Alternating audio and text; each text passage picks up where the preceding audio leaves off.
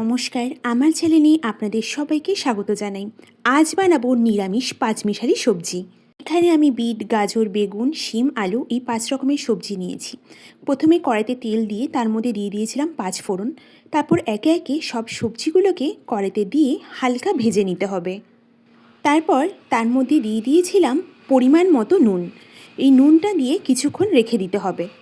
এর মধ্যে দিয়ে দিয়েছিলাম পরিমাণ মতো হলুদ গুঁড়ো, পরিমাণ মতো জিরের গুঁড়ো আর অল্প লঙ্কার গুঁড়ো।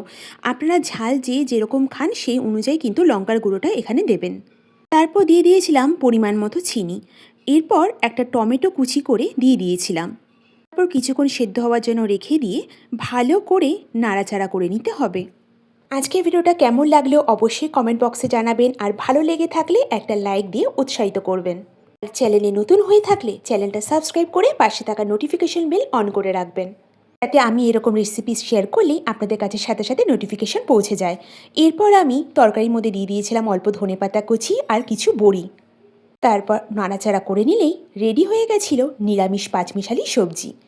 আপনারা ভালো থাকবেন। নমস্কার।